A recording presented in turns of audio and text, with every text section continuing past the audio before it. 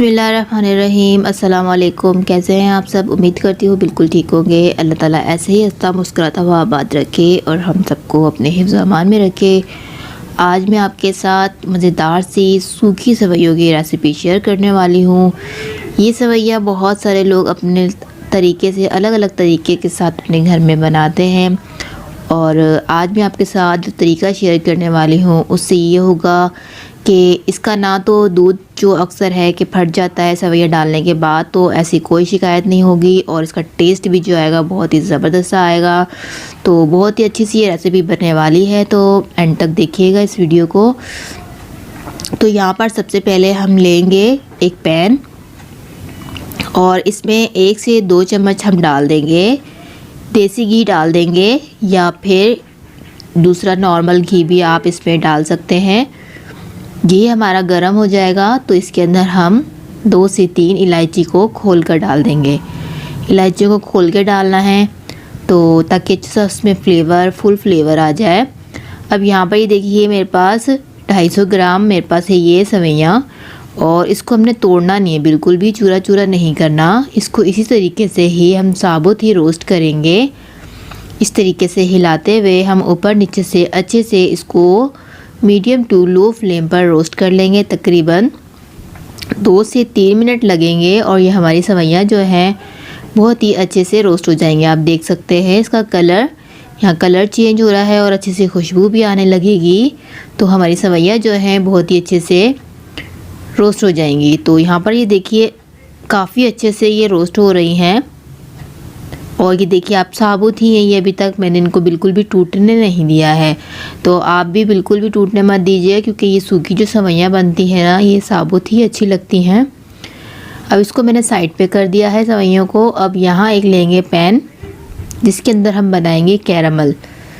तो यहाँ पर पैन के अंदर हम डाल देंगे 1 टेबल स्पून घी डाल देंगे और इस घी के अंदर हम डाल देंगे अब शक्कर।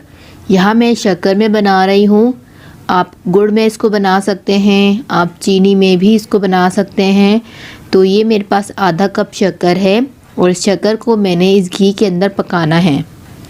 1 मिनट के लिए हम इसको घी में ऐसे ही पकाएंगे, लेकिन ये यहाँ पर हम बिल्कुल मीडियम टू लो बिल्कुल मध्यम सी फ्लेम को रखेंगे ताकि ये जले नहीं, क्योंकि अगर ये ज़रा सा भी लगेगा पैन में तो कड़वा सा फ्लेवर आ जाएगा इसका और अच्छा नहीं हमारी सेवइयाँ में टेस्ट आएगा।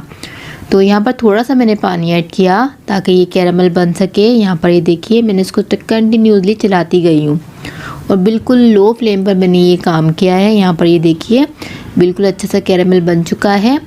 अब इसके अंदर हम डाल देंगे दूध। 1 गिलास मेरे पास दूध है, पका हुआ दूध था मलाई के साथ, वो इसके अंदर मैंने ऐड किया है। अब इसको दूध में मिक्स करते हुए 1 उबाला दे लेंगे हम। यहाँ ये देखिए 1 बॉयल आ चुका है और अब इसको मिक्स करेंगे। अब डाल देंगे हम इसको सेवइयों में।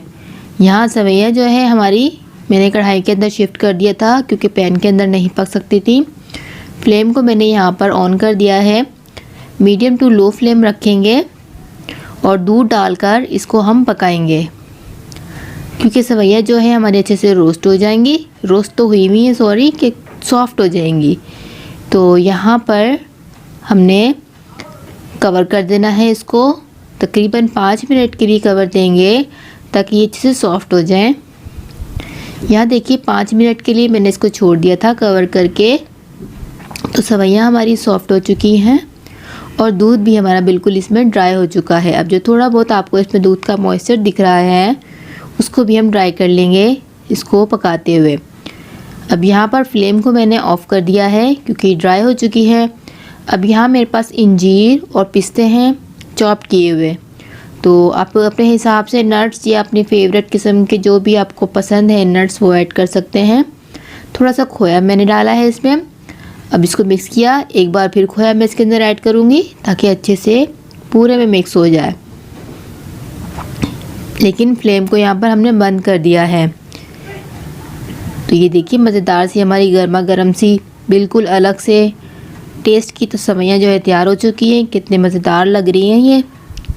तो इस रेसिपी को आप फॉलो कीजिएगा, बिल्कुल टेस्ट भी इसका अलग आएगा और बहुत ही आसानी से इसको हमने बनाया है।